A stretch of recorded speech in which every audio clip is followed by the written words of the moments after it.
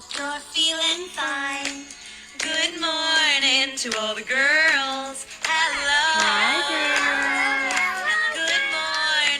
Good morning. I hope you're feeling fine. Good morning to all the boys. Hello. Good morning, boys. Good morning. I hope you're feeling fine. Good morning to all you Wiggleworms. Hello. I'm so glad that you're all my friends. You bring me joy that never ends. I'm so happy to be your friend. Hello. Good morning, friends. There we go. Hi. Hi, guys. How is everybody today? I hope you're having a wonderful morning so far. I am having a great day. As you can see, I'm back at home filming story time in my living room in front of my Christmas tree. So I hope you guys don't mind. I've got some really wonderful stories to share with you today. Let's get started with this one here. This one is called Winter is the Warmest Season. I really like this story because it's kind of silly, because it talks about how winter is actually the warmest season of the year. Winter? Miss Nikki, it's cold in winter. Well, you'll have to just see. Winter is the warmest season. Let's see. Of course, first we have our title page. Winter is the warmest season. And this story is written and illustrated by Lauren Stringer. Winter is the warmest season. Most people think it's summer, with its long, steamy days, but not me. My world is warmest in winter.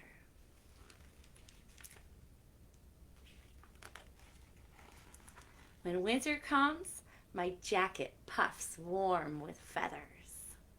My pants hide deep in fuzzy boots. My hat grows ear flaps. And my hands wear warm, woolly sweaters. Mittens, of course. When winter comes, summer's plants and animals sleep deep under thick blankets of snow, while the snowmen I build dance on top, wearing warm wraparound scarves. Excuse me. Can you see the animals that are sleeping underground? Let's see. Who do we have here? It looks like, first, chipmunk. Very good. Next we have frog. Then in the middle there we've got the raccoon family, of course. Over here, a mole. And last but certainly not least, our friend who walks around with his home on his back, Mr. Turtle. All of them sleeping underground for winter. When winter comes, my iced summer's milk becomes warm hot chocolate. Cold jelly sandwiches turn into hot grilled cheeses. Hot soups, hot pies, and oven hot breads make winter the warmest for the inside of me. When winter comes, summer's cool fans hide in dark basements, while sleeping radiators awake to their dragon selves, banging and hissing and pouring heat all through my house.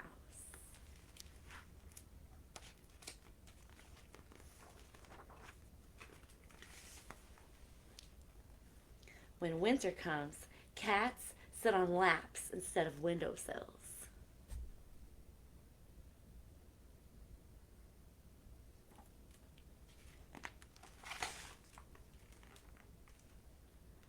Even nights are warmer in winter. Fires burn in fireplaces, candles burn in candle spaces.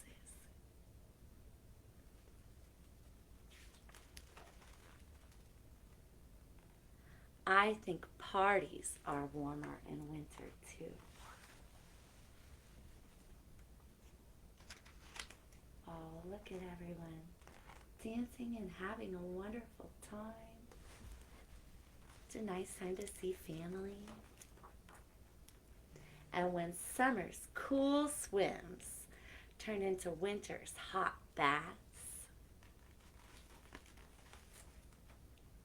I know my pajamas will grow big, warm feet. I have footy pajamas and I love them. They're very cozy. My bed is warmest in winter, piled high with blankets of plaid, blankets striped yellow, and a blue starry quilt on top. Oh, I love piles of blankets. In winter, bodies sit closer, books last longer, and hugs squeeze the warmest.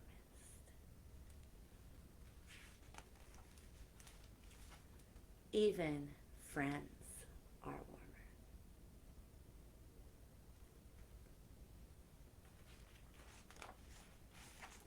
And in winter, when it's very warmest, I close my eyes and I might dream of summer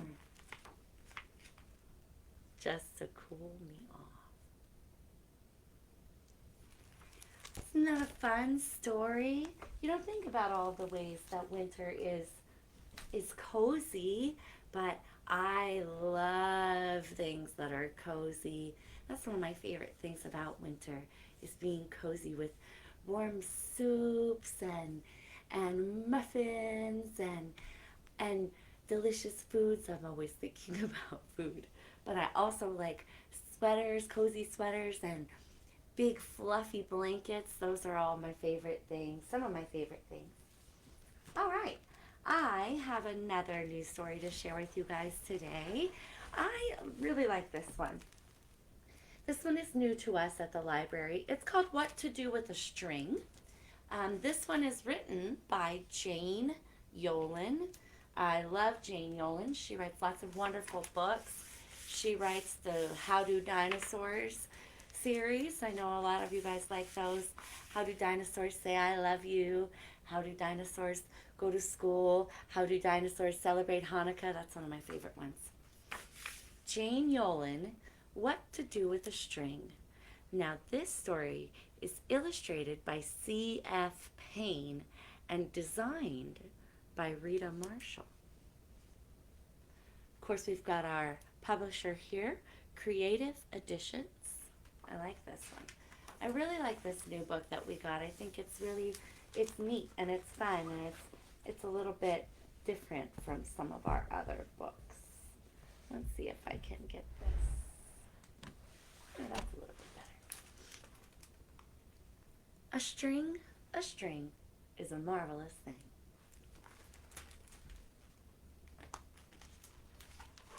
You can curl it or whirl it or twirl it, just so. A string is a toy that you never let go.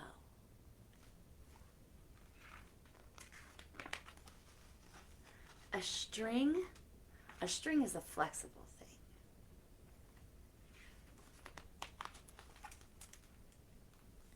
You can weave a strong fence, a lasso that rounds up some rhinos or moose. You can weave a strong fence where they all can run loose.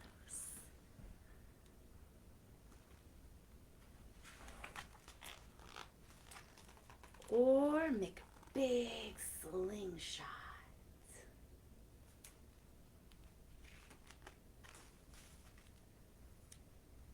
Watch mighty T-Rex with his terrible teeth and his big awesome pecs. A string? A string is a braidable thing. You can use it to create a glorious swing. I love to swing. Or if flight is too scary, a line for a kite. You can stay grounded and keep that line tight. It's a very beautiful kite. I like that. You can hang up a hammock in the hold of a boat.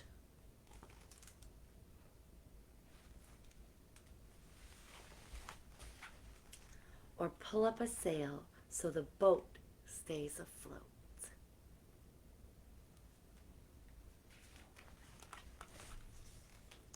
Or if there's a gale, hitch a ride on a whale. That's silly. Or string up a flag with a crossbones and skull. A pirate flag, ooh! If things at your house are incredibly dull,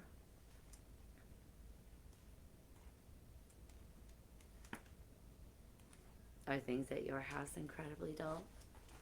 Well, friends, a string is the thing.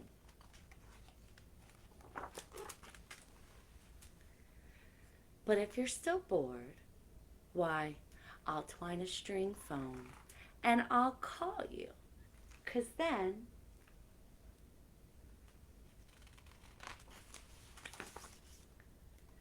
you won't feel so alone.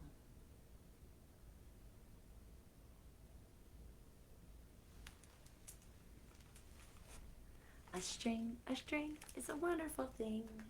I feel like that should be a song. I really liked this story. I really like how you can use a string to do so many things.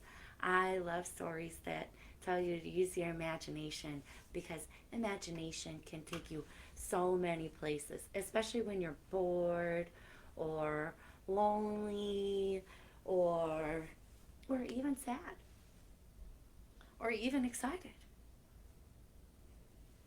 Okay, let's see. You know what? I think it's time for a song. Let's see. You guys know my favorite song to sing.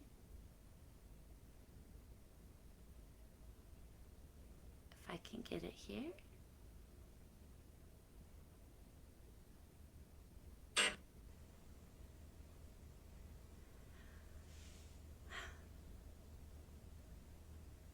All right. So, of course, I'd like to sing my favorite song if I can get this to go. All right, let's get it going here. Let's see.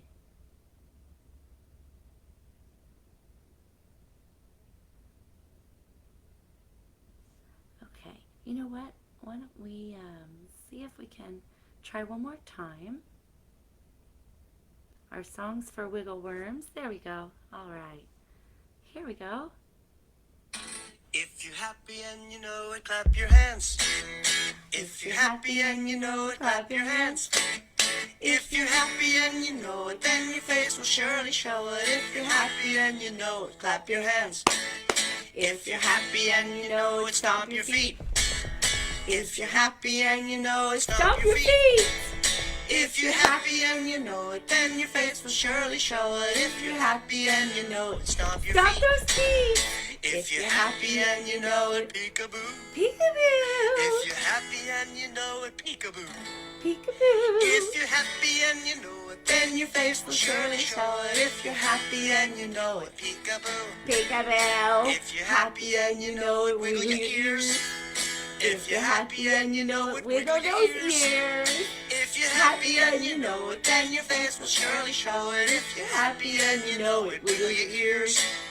If you're happy and you know it, shout hooray. Hooray! If you're happy and you know it, shout hooray. Hooray! If you're happy and you know it, then your face will surely show it. If you're happy and you know it, shout hooray. Hooray! Woo! I love that song. It's one of my favorite songs. And also, so I wanted to share with you guys something really neat and interesting that I learned about Old Town School of Folk Music. They are an actual school of music, and they teach musical lessons to kids, and they're really great. And they have lots of cool albums and songs out.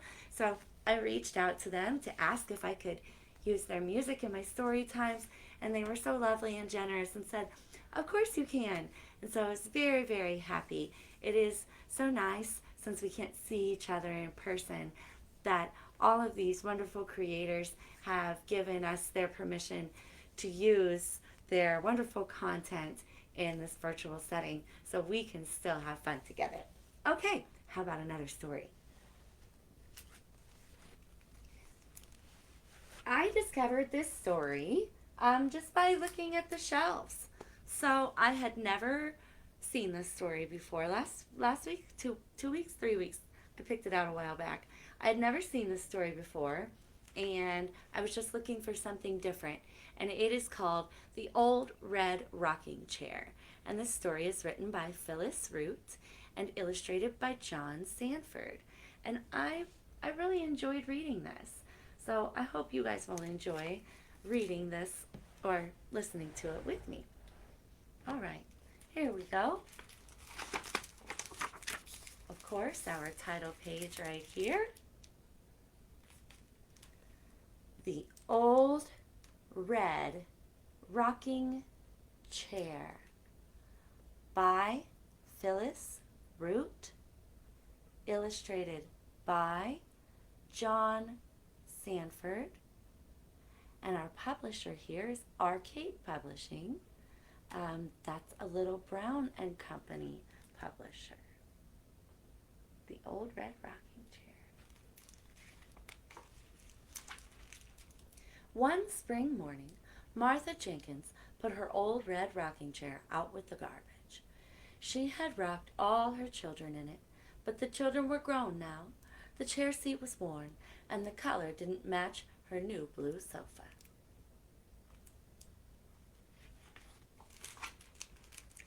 Sam Puckett was out walking his St. Bernard Fergie when he saw the rocking chair. Just the thing for the living room, he told Fergie. Together they dragged the chair home, along with an old radio they had found. The rocking chair fit perfectly into a corner of the living room, and Sam tinkered with the radio until it worked. Evenings, he would sit in the old red chair, rocking and nodding his head in time to the music, while Fergie thumped her tail on the floor. It was a lovely way to pass the time. Until Fergie decided she wanted to be a lapdog and broke one arm off the rocking chair. Sam was a wizard with radios, but he didn't know a hammer from a hammerhead shark. Sadly, he put the rocking chair back out with the trash. Sharifa Shannon was running to catch the bus for work when she spotted the rocking chair. "Just the thing for my apartment," she cried. It would go nicely with her boxes of books, her violets, and her sleeping bag. There was a scrawny cat curled up in the seat of the rocking chair, so she lugged him along home, too. She was late for work that day, but Sharifa didn't care. Excuse me. That night, she bought milk for the cat and named him Alistair. She borrowed a screwdriver from the landlady downstairs and took the other arm off the rocking chair. Then she and Alistair sat and rocked and read together. They were cozy and comfortable all summer long, until Alistair decided to sharpen his claws on the seat of the chair. Sharifa was handy with pliers and a wrench, but she didn't know which end of a needle to thread. Sadly, she put the rocking chair out by her garbage can. The Weller twins were skateboarding home from school when they discovered the rocking chair. "Just the thing for our treehouse," Nia told Ian, and Ian agreed. They skated the rocking chair home, balanced on an old plank that they found. The chair didn't fit in the treehouse. Uh-oh. And its back cracked when they dropped it back down. But it did make a terrific teeter-totter when they put the plank across the seat. Up and down they went and it was great fun until the rockers fell off and the twins went tumbling. Uh-oh. The twins kept the plank to make another ladder for their treehouse, but the chair they put back in the alley. Agnes Magruder was raking leaves when she spied what was left of the rocking chair. Just the thing, she thought. She had plenty of chairs, but she needed a stool to set by the fireplace. She dragged the chair into her house, along with an old blue coat that was sticking out of somebody's garbage. The coat was missing a sleeve, but the fabric would make a beautiful new seat for the stool. Agnes sawed off the chair back to use for kindling. While a fire blazed in the fireplace, she embroidered a seat cover. There was even enough blue wool left over for a matching pair of slippers. When the legs were painted and the stool was done, Agnes sat by her fire in the mornings, warming her toes. She was toasty and snug.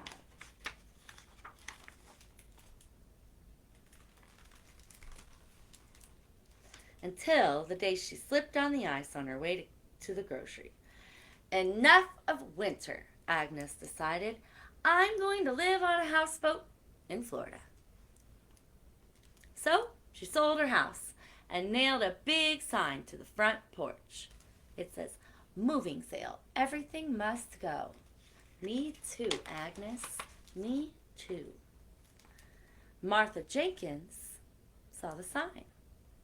Remember Martha from the beginning of the story? She was the first one to have the red rocking chair. She rocked her children in it. Anyway. She came to the sale and bought a teapot, 2 pictures, and a stool. A stool. When she got home, she made a pot of tea, hung the pictures on the wall, and sat back to admire them. There's Martha in her blue chair with her new blue stool that is really her old red rocking chair, just remade. "Just the thing for my weary bones," she said with a contented sigh as she rested her feet. She sipped her tea and admired how well her sofa matched her new blue footstool. Isn't that a wonderful story? I love that story. Martha had her old red rocking chair at the beginning of the story, and she wanted to be rid of it because she didn't think she needed it anymore. And then so many other people were able to find a use for Martha's old red rocking chair, and eventually it came back to her as a stool. I love that. I thought that was so much fun to read. All right, guys. I have one more story to share with you today. This one is called Speak Up. This one is kind of new to the library. I have read this one before to some of my friends at the elementary school whenever we were still able to do our visits together. I read this one to them, but I don't think I've shared it with you guys before. So hopefully you'll enjoy this one. Speak Up is written by Miranda Paul. I like her very much. She also wrote 10 Little Ninjas, which is a really fun bedtime story, and illustrated by Ebony Glenn. And this is our title page right here. Speak Up. And our publisher down here at the bottom, Clarion Books. All right. There are times when we should be quiet. There are days for letting go. But when matters seem important, speak up. Let others know. She's telling her friend, hey, there's a mud puddle there. That's an important time to speak up. With so many ways to speak up, like a sign, a smile, a shout. If we could make things better, why not let our words come out? When you're being introduced and they get your name all wrong, speak up. Say your name. You are you, and you belong. That is frustrating when that happens, but it's okay. They don't mean to say your name wrong. They just don't know, and that's why you should speak up, so you can tell them. When someone spreads a rumor and you're sure it isn't true, he fell in the mud, but they're saying things that aren't true. Oh, look, his friend says the truth. Speak up. State the facts. Truth can open up our view. It is important to state the facts. When a rule just isn't fair or has gotten much too old, speak up. Work for change. Justice comes when we are bold. That's what all of these people did. They spoke up and they made change. When a person hurts another with their words or with their fist, oh, that's not okay. Speak up. Be an ally. Safety comes when we persist. If you see someone hurting someone else, you should always speak up. If you see someone who's lonely or they're having a bad day, what can you do? I know. Speak up. That's right. Share a moment. Kindness goes a long, long way. Oh, look, he was standing all by himself and he looked very uncertain.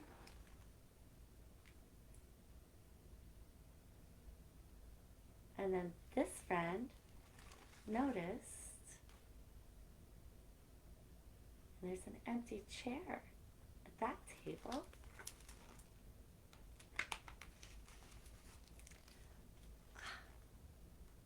And now, new friends.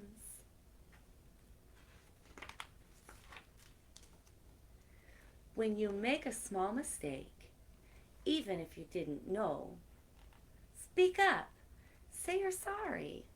Learn to listen and learn to grow. It's true. If you make a mistake, it's okay to say, I'm sorry. It's good to say you're sorry, even if it was just, especially if it was just an accident.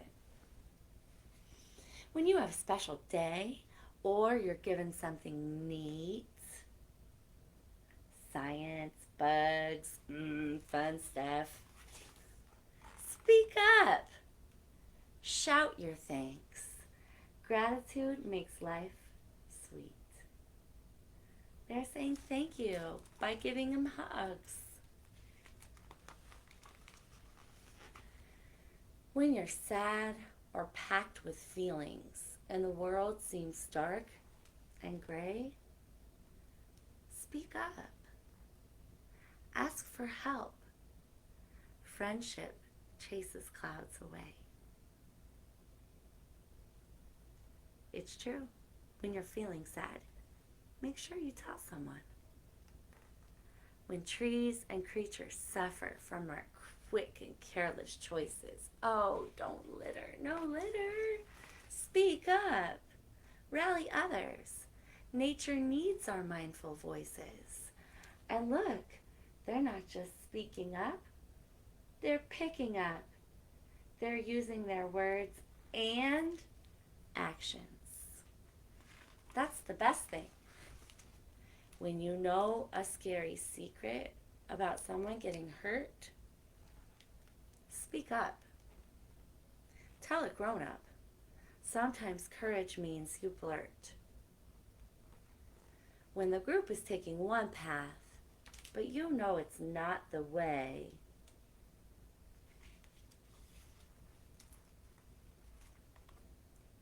She can see everyone's, it looks like the teacher has left the space, probably got called away. She looks like she doesn't like that no one is being good. Oh, and look what she did. Speak up. Change directions. Leaders don't always obey. She's a leader. She got everybody rallied around to listen. And she's reading the story while the teacher's away. It's helpful. While some people speak up loudly, and your words might whisper quiet.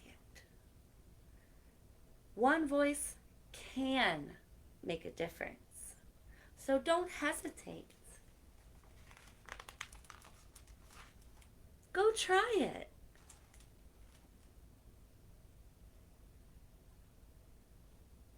New friends. This is a fun part of this story. It's got extra things in the back about real people who spoke up. All right, guys. That's our last story for today. I hope you had a wonderful time with story time today. I look forward to seeing you all again soon. Thanks so much for joining us. Have a wonderful day.